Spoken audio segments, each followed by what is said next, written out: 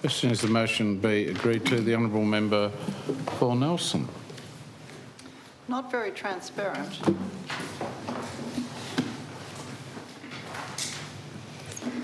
Thank you, Mr President. I rise to speak on this motion. Surprisingly, it doesn't look like many people are going to rise to speak on it, which is quite puzzling to me.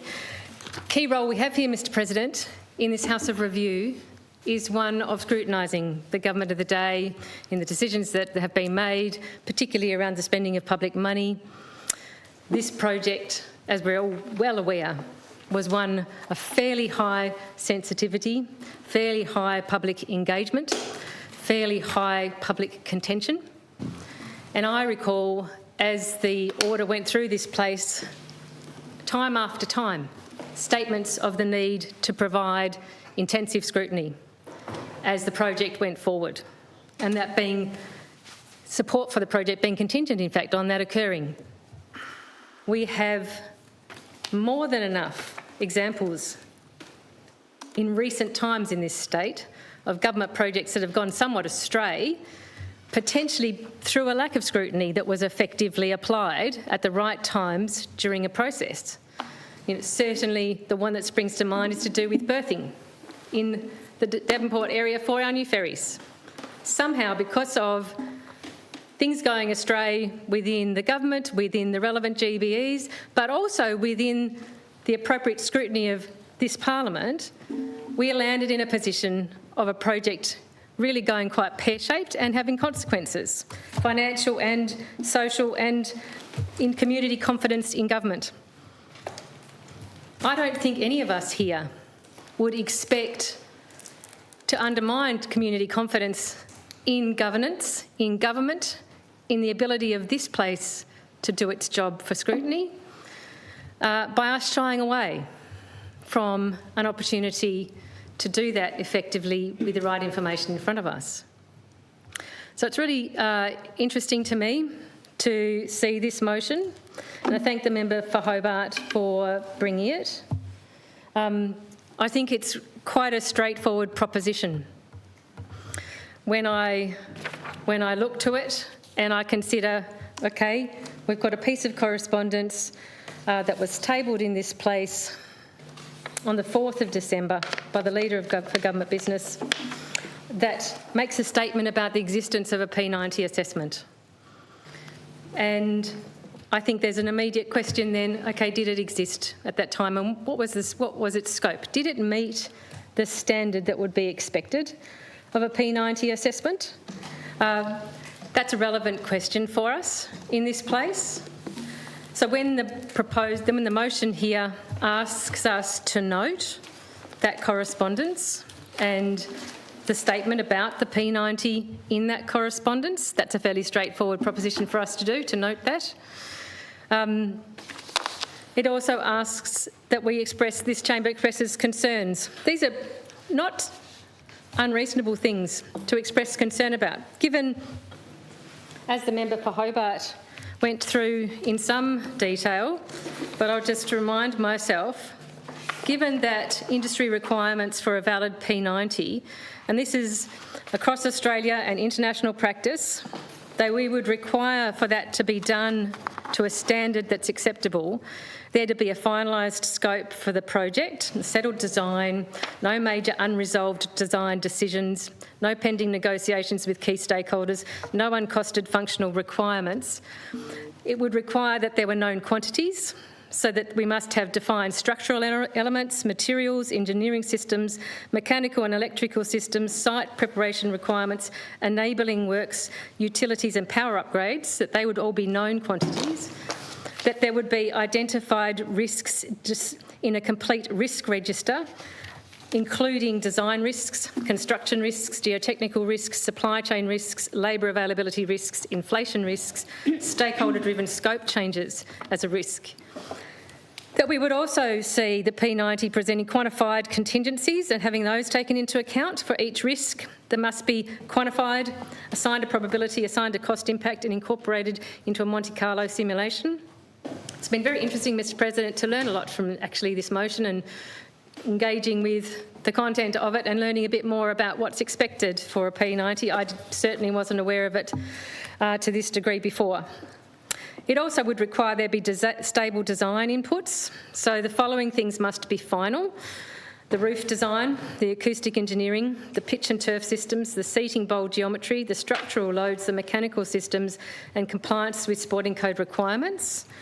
That requires that there would be completed engineering studies around acoustic modelling, around wind loading, around roof engineering, around utilities and power assessments. Now, Mr. President, it's my understanding, and I am quite prepared, I didn't hear the government dispute this, I'm quite prepared to be told that those things are not required for a P90, or that we can assume that some of them aren't necessary to produce an actual valid two-standard P90 assessment. If that's the case, I didn't hear the government say it. I also didn't hear the government clearly say that they had a full assessment that would meet that standard at the time that letter was written, which they certainly implied in the letter. So I think it's absolutely reasonable that we may have concern to express, which is a mild thing to do, about these things. Firstly, that the claims in the letter and the P90 assessment are not supported by available evidence, are incomplete or may be not technically possible. Now, given the list of things I just read out, which I can absolutely assure you, and every member here would honestly know, on the 4th of December last year, were not things that could be claimed to be finalised and in place and known. We all know that on the 4th of December last year, the day that letter was tabled, who knows when it was written, but when it was tabled, we could not meet a P90 that required all those things I just referred to, Mr. President. So it was a mild thing to say we may express concern about that. We're also asked to express our concern that an industry standard P90 requires finalised scope, known quantities, identified risk and quantified contingencies. Yes, it does. If anyone wants to get up and say it doesn't, I'm interested to hear it and to see the evidence of it.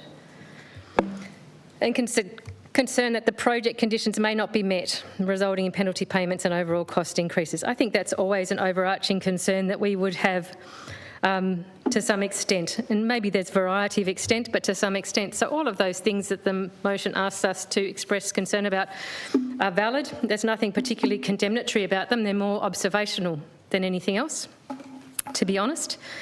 And in fact, they're asking us to be honest with ourselves, with this place and with the Tasmanian community. The motion also then goes on to ask that the Legislative Council calls on the Tasmanian Government to make publicly available and lay upon the table of the Council the document it refers to as the P90 and any materials supporting the P90 as described in the letter by the 5th of May this year.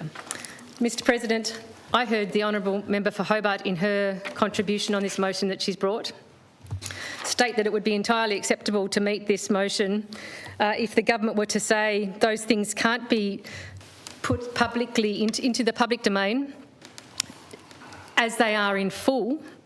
I heard her say that it would be acceptable to put them partially into the public domain, the bits that could be, and to potentially provide to members of this place on a confidential basis a briefing or access to see the others. That's an entirely reasonable way to approach this request in the motion. The government has gotten up here and stated that it can't put these things in the public domain because of being in an active procurement phase of things with the project, and it's a risk and commercial risk to put things in the public domain that might be part of this material. Fine, don't put it into the public domain, then meet that requirement in the motion by providing access to us as the people voted into this place to provide scrutiny of government on behalf of the Tasmanian community, who all sat here or stood here and promised to do that in relation to this project. That's right. There is literally no reason whatsoever to deny the request of this place. It's a reasonable, responsible request to see this material in confidence if necessary. Absolutely zero reason to deny this chamber the opportunity to do that. It's actually offensive to this chamber to not do that if this chamber puts the request. It is, though, Mr. President, a matter of this chamber putting the request. So I'd be very surprised today, very surprised, to think that there wouldn't be majority support in this chamber to make that request, because it is an entirely reasonable and responsible request. And when we get further down the track with this project, should anything go astray, Mr. President, should things begin going in a direction that the the Tasmanian people become concerned about, and they turn to this Parliament and ask us on our behalf, how did you hold the government to account on this project? How did you apply urgent scrutiny as it progressed? And if they were to look to this debate today on this motion and see that this chamber failed to support this motion, the Tasmanian people would be well within their rights to see us as derelict in our duty, in fact. We are the House of Review. We are not dominated by the government of the day. We're perfectly placed to be able to do a responsible, reasonable job, scrutinising on behalf of the Tasmanian people. This motion assists us to do that. To neglect to take this opportunity presented by the motion would be just that, Mr. President, neglect, dereliction of duty. Now, I'm very pleased that the government has outlined the ways in which it's undertaking the other commitments made in the letter here. Great. I'm very pleased to hear those things are being put in place or have been put in place and are continuing to play out. I'm particularly pleased that the Public Accounts Committee is doing regular oversight of this project as it goes along. Excellent. But none of that absolves us here as a chamber and as members. None of it absolves us from doing our job too of scrutiny. Now, we haven't heard from a Public Accounts Committee member about whether they've looked at this P90. I don't know, maybe they have. I also haven't had the opportunity to go and look at the records of the scrutiny that the PAC has applied to the project so far, and I don't know their intention going forward. This may well be something that PAC wishes to look at in detail. But again, even if PAC were to do that or have done it, it still doesn't mean this chamber, as a broad chamber of members, couldn't and shouldn't do that too. There's literally no reason to not support this motion in terms of it being a reasonable call for scrutiny. It's asking for responsible information about this incredibly consequential project. It is what the Tasmanian people would expect of us. The government has no basis on which to deny us, at the very least, confidential access to this information. There's likely to be a swathe of it that could be made public as well. There's likely to be. But if there are elements that can't be, we can certainly be provided with them on a confidential basis. So I would hate to think that this chamber would be seen today to not support this motion when we all stood here and promised to do this very thing not a handful of months ago, Mr. President, when the order went through this place with the support of this chamber. So I certainly will be supporting this motion. If it needs to be given effect to, slightly differently to the wording of the motion, for example, in point 3, rather than all being made public, if elements can be made public and other elements be provided confidentially, Member for Hobart has made it very clear that that's an acceptable proposal going forward. That's what I've heard anyway.